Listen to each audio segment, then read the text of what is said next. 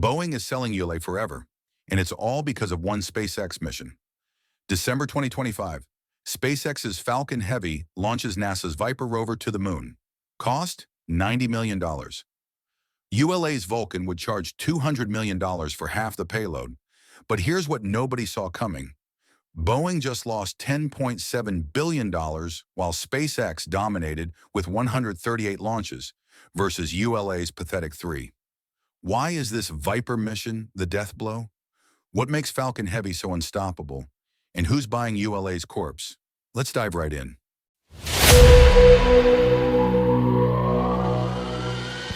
So Boeing is selling ULA forever. But why now? What makes this Viper mission the final nail in the coffin? The answer lies in a catastrophic chain of events that started with Boeing's aviation disasters and ended with SpaceX proving they're untouchable. Let me show you exactly how this unfolded. Picture this. You're running a space company, and your parent corporation just lost $10.7 billion in a single year. That's not just bad, that's business-ending catastrophic. Boeing's profit margins didn't just decline, they plummeted to negative 6.1%. Every single day, Boeing was hemorrhaging money faster than a punctured fuel tank.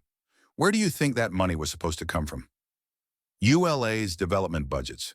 But here's what makes this truly brutal. ULA's own profits were already in free fall, from a peak of $650 million in 2016 to a pathetic $80 million by 2023. That's an 87% collapse in just 7 years. Think about that math for a second. ULA was making less money than some tech startups while trying to compete with the most innovative rocket company in history. How was that ever going to work? The timeline tells the real story. As SpaceX perfected reusability, ULA's profits evaporated. Coincidence? Not even close. December 2025. NASA faces the most critical decision in lunar exploration since Apollo. They need to land a $433 million rover on the moon's south pole, the key to humanity's space future. Who do they choose? SpaceX's Falcon Heavy. But why is this decision so devastating for ULA? Because it proves everything we've been saying about their obsolete technology. Let me break down the brutal numbers. Falcon Heavy capacity, 63.8 tons to low Earth orbit. Vulcan Centaur capacity, 27.2 tons to low Earth orbit. That's not competition, that's humiliation. SpaceX delivers more than double the payload capacity. Falcon Heavy cost, $90 to $150 million per launch. Vulcan Centaur cost, over $200 million per launch. So ULA charges more money for half the performance. In what universe does that make business sense? But here's the kicker. NASA didn't just choose SpaceX for cost. They chose them for reliability. Remember what happened to ULA's last lunar mission? January 2024. ULA's Vulcan rocket launches Astrobotic's Peregrine lunar lander. America's return to the moon after 50 years. The stakes couldn't be higher. What happened next? Complete disaster. A propellant leak doomed the entire mission. The lander that was supposed to make history instead burned up over the Pacific Ocean. $100 million. Gone. Now NASA faces the VIPER decision. Trust the proven Falcon Heavy with 100% success rate on critical missions? Or gamble on Vulcan, the rocket that just destroyed America's lunar comeback? The choice was obvious, and that choice just signed ULA's death warrant. Why? Because this isn't just about one mission. This is about trust. When America's space future depends on success, they don't call ULA, they call SpaceX. Here's where ULA's story gets truly tragic. While SpaceX was revolutionizing space economics, ULA's CEO made the statement that killed his company. You won't believe me, but reusability isn't that much cheaper. That wasn't just wrong, it was corporate suicide. Let me show you why with simple math. Every time SpaceX lands and reuses a Falcon Heavy booster, they save roughly $50 to $70 million in manufacturing costs. Meanwhile, ULA throws away rockets worth hundreds of millions after every single flight. The results speak for themselves. SpaceX, 138 launches in 2024 ULA, 3 launches in 2023 in an entire year. That's not a space company. That's a museum exhibit. But why can't ULA just copy SpaceX's approach? Because they're trapped by their own design philosophy. Vulcan was built as a versatile medium to heavy launcher. Engineering speak for, we couldn't decide what we wanted. SpaceX built Falcon Heavy with one goal: dominate heavy lift missions. The difference shows in every metric that matters. The U.S. Space Force has a problem. They need reliable, frequent access to space for national security missions. ULA promised them Vulcan would deliver. Instead, they got delays. Endless delays. Over 24 critical military missions sit waiting because Vulcan can't meet certification requirements. These aren't commercial satellites. These are classified payloads that keep America safe. The Pentagon's response? They're moving missions to SpaceX, GPS satellites, intelligence payloads, secure communications, all shifting to Falcon 9 and Falcon Heavy. Think about what this means. When America's defense depends on space access, they choose SpaceX every time. That's not just a business loss for ULA, it's a reputation destroyer. The certification process reveals deeper problems. SpaceX's Falcon Heavy was human-rated and flying critical missions within years. ULA's Vulcan? Still struggling with basic requirements after multiple delays. The engineering reality is simple but devastating for ULA. Falcon Heavy is essentially 3 Falcon 9 rockets working together. That means 27 Merlin engines firing simultaneously at liftoff. Vulcan Centaur? Just 2 BE-4 engines plus some solid rocket boosters. The thrust comparison isn't even close. But here's what really kills ULA. Falcon Heavy uses flight-proven technology. Every component has been tested on hundreds of Falcon 9 missions. It's not experimental, it's operational. Vulcan uses new, untested BE-4 engines that have caused countless delays. Blue Origin's engines weren't ready. The rocket design kept changing. Meanwhile, SpaceX was launching customers to orbit. The fuel choice tells the whole story. SpaceX chose refined kerosene and liquid oxygen. Proven, reliable, efficient. ULA chose methane and liquid oxygen for Vulcan. Theoretically better, but practically problematic. Guess which approach actually works? Here's where ULA's death spiral becomes unstoppable. Success breeds success, and failure breeds failure. Every successful SpaceX mission proves their reliability. Every ULA delay reinforces their reputation for problems. The gap widens with each passing month. Boeing's financial crisis accelerates everything. They can't invest in ULA improvements while bleeding billions on 737 MAX disasters. Every dollar lost on aviation problems is one less dollar for space competition. The customer base tells a story. SpaceX serves everyone: NASA, commercial companies, foreign governments, private individuals. ULA depends almost entirely on U.S. military contracts and Amazon's Project Kuiper.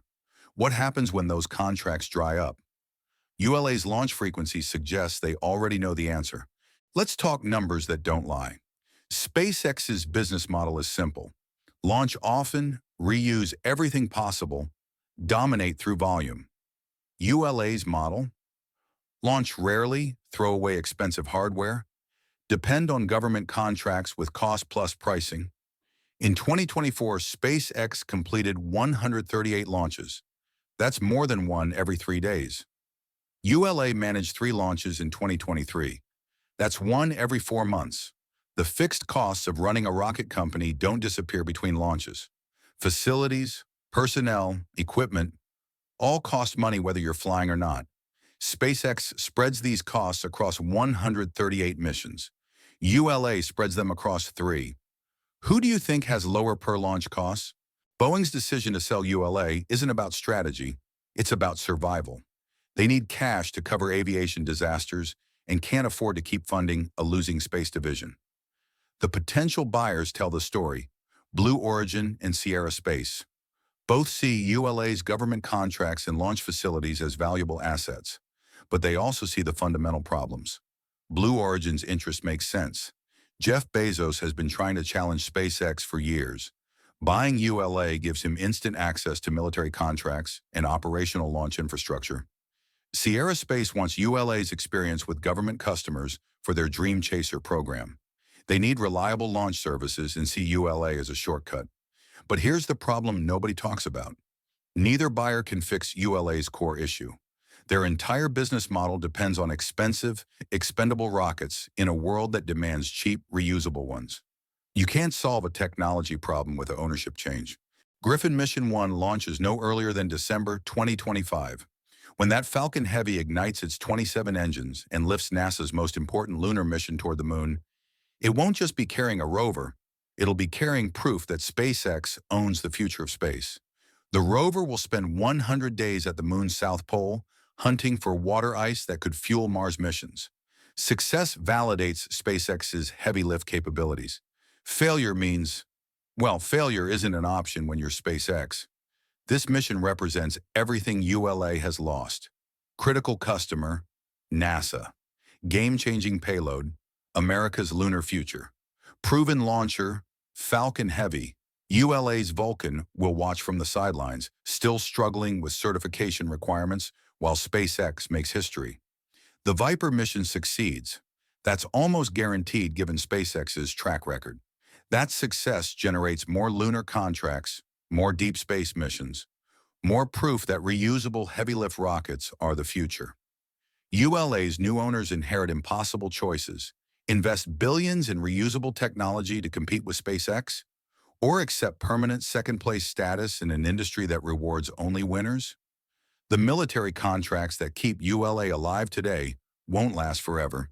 The Space Force wants reliable, cost-effective launches. SpaceX delivers both.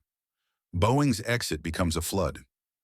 Other traditional aerospace companies will look at ULA's fate and ask, are we next? ULA's downfall wasn't sudden. It was predictable from the moment SpaceX proved reusability works. The company built their entire business model on the assumption that spaceflight would always be expensive and infrequent. SpaceX proved them wrong, catastrophically wrong. While ULA focused on reliability and cost-plus contracts, SpaceX revolutionized manufacturing, testing, and operations. They didn't just build better rockets. They built a better way to build rockets. The iterative design process that created Falcon Heavy also created Raptor engines, Starship, and Starlink. ULA's design-by-committee approach created delays and cost overruns. The Viper mission isn't just about finding water on the moon. It's NASA's final judgment on the future of American spaceflight.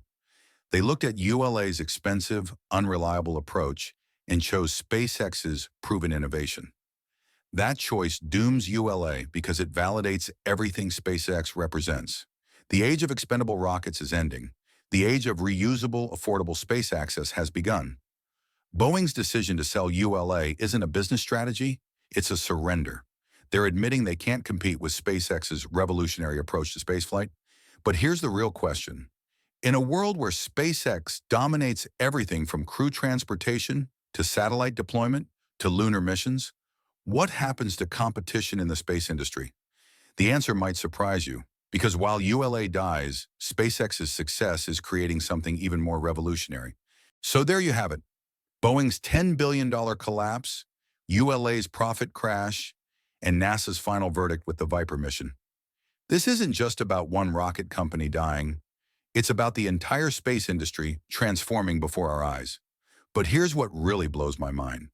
While ULA struggles to launch 3 times a year, SpaceX is already planning Starship missions to Mars. The gap isn't just widening, it's becoming a canyon. The Viper mission in December will be historic, but it's just the beginning. What happens when SpaceX starts launching multiple Starships per week? When they're refueling on Mars? When space travel becomes as routine as flying? ULA's sale marks the end of the old space age. But what comes next might be even more revolutionary than anything we've seen. What do you think? Is SpaceX's dominance good for space exploration, or do we need more competition? Drop your thoughts below. I read every single comment. And if you want to see what SpaceX is planning next, you won't believe what they just revealed about Starship's next evolution. The future of space just got a whole lot crazier.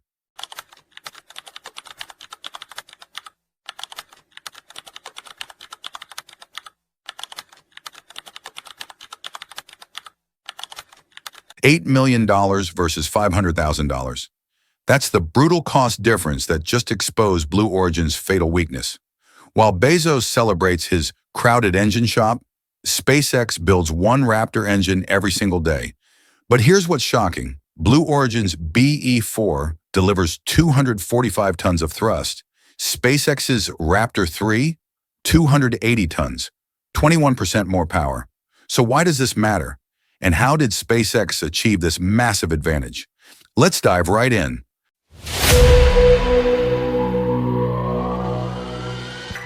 Here's what nobody saw coming.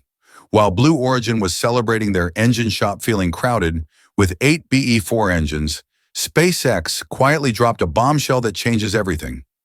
$8 million per BE-4 engine, $500,000 per Raptor engine. That's not just a price difference. That's a strategic execution that Blue Origin can't escape from. But here's the part that'll shock you. The cost difference is actually the smallest problem Blue Origin faces. Wait until you see what SpaceX's Raptor 3 just revealed about the future of rocket engines. Picture this. Blue Origin needs 7 BE-4 engines for one New Glenn rocket. That's $56 million just for the first stage. SpaceX's Starship? 33 Raptor engines for $16.5 million total. Same mission, same payload capacity, but one company pays 3 times more for the same result. Now here's where it gets absolutely insane. Blue Origin isn't just losing on cost. They're losing on something far more critical, something that could determine who wins the space race for the next 50 years. Remember when Blue Origin sued SpaceX over Launch Complex 39A? When they challenged the Artemis contract? When they asked the FAIA to limit Starship launches? There's a pattern here, and it's not about legal strategy. Every lawsuit happened while Blue Origin was struggling with the same fundamental problem. They couldn't build engines fast enough to compete. Here's the smoking gun. BE-4 produces 245 tons of thrust. SpaceX's Raptor 3, 280 tons. That's not just 21% more power. That's 21% more payload to Mars, 21% more satellites per launch, 21% more revenue per mission. But the real kicker, the technology